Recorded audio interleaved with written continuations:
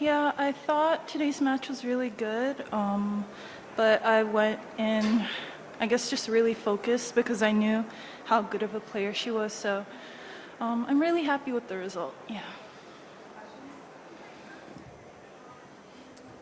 Hey Naomi, congratulations on the win. You mentioned practicing with Dasha before, and was it Madrid? And what you might have learned from that you took into today's match? Yeah, it was in Madrid, and I remember her beating me like 6-0 or 6-1 if I'm being generous to myself. So, yeah, I just remember thinking like, because we were warming up before the actual practice set, and I was hanging in there with her, but for some reason when the match started, I didn't really know how to play on clay, like I didn't know how to structure the point. So obviously that's what I tried to learn a lot in Mallorca, and I'm very happy that apparently I figured it out. So. On that, Naomi, congrats. Oh, it is hot in here. It is toasty. Whoa. It is toasty. But you were constructing the point that seemed like being more methodical about using heavy spin when you were in tough defensive positions. You get into yourself to the net as well. It showed a lot of patience today. Was that kind of the game plan against her? Because I know that sometimes players are very tempted to try and hit through her. And that can be a trap sometimes with her. Yeah, honestly, I just wanted to play smart tennis. I wanted to play the higher percentage ball, no matter what. And I think in that match, when I got tight, I did overhit maybe 1 or 2 shots, but then I kind of realized that and I tried to get back in the groove of things. So for me, I'm very aware that I can't beat her defensively. So obviously I have to go for my shots, but I don't want to play flat here either. So just being smarter with the hard shots that I do hit. 3 matches in a row on clay. Congrats. That's only happened 3 times, not in 5 years. You'd never beaten a top 20 player on clay, and now you've done it twice in a row.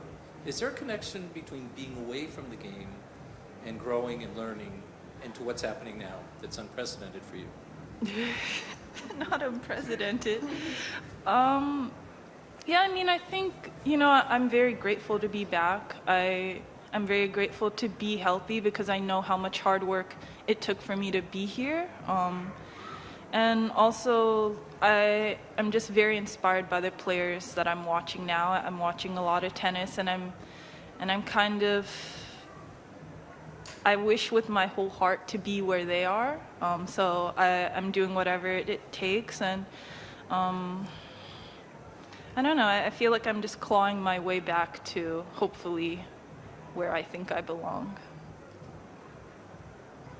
Regarding the heavy ball you've been trying to hit with spin, has that required any technical changes to your stroke when you're trying to do that, or is it more mental and staying disciplined and being able to do that all the time?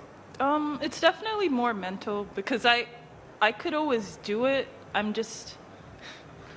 a little impatient, so like obviously when you hit a heavier ball, for me I feel like I think about a moon ball, and it didn't really click until I was watching Nadal play and seeing how he actually accelerates so much when he's doing that, and knowing that a heavier ball sometimes is more difficult than a flatter shot. So yeah, I feel like I just did a lot of homework. You mentioned Rafa just now, but you said that you've been watching a lot of tennis. Who else have you been watching, and how do you watch tennis? Like, what is it you're looking for? I mean, I watch on the TV, but I watch, when I'm on like the grounds, I'll watch anything that's playing on the TV.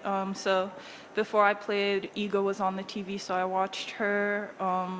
I watched Carlos when I was in Mallorca, Rublev. Yeah, honestly, I'll watch whoever's on TV. I think people on Twitter are calling you Clayomi now. Please don't. Please. I think I need more clay credentials for that, but I'm happy that they're happy. So. And speaking about players that you do watch, I'm curious, do you watch a lot of like Serena's old matches or old highlights and kind of, and obviously with the similarities in your general game styles, like what she was able to do or what changes she seemed to make when she played on clay that was able to get her French Opens and Rome, all that? So, there's like a hallway to the gym that has like all of the champions. I see Serena and Sharapova on there, so it makes me very inspired knowing that hard hitters can play well on clay. And of course, when I was younger, I watched both of them extensively. But currently, I didn't rewind any Serena tapes because I still feel really sad that she's not here, and especially since Rafa's like doing his last like hurrah, it makes me feel a bit more sad. But honestly, you brought up a good point, so I guess I'll have some more homework to do. We'll switch to Japanese.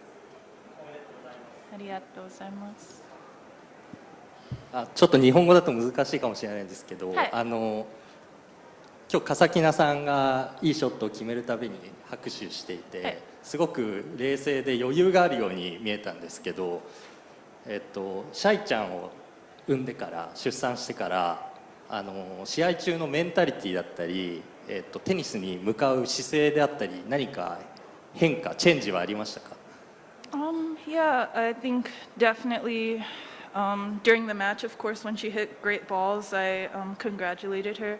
And I think it might be a little more for me to make a mental note that, like, she's a great player, she hit a great ball, and there's nothing I can complain about. And the only thing I can do is keep moving forward. So that might be more for me. But also, I do think after Shai was born, my mentality is that I'm a lot more hungry. I think being in or winning 3 matches here is something that I'm extremely positive and happy about, and I don't take it for granted at all, and I want to keep going. And I don't know, I just want to see how far I can go, but definitely, I don't know, I'm also really excited to see Shai, so it makes me happy every day to wake up, and it's like T-9 days till I see her. So. 遠征中はシャイちゃんにしばらく会えてなくて寂しいんじゃないかなと思うんですけど、どうやってその寂しさを克服してるんですか？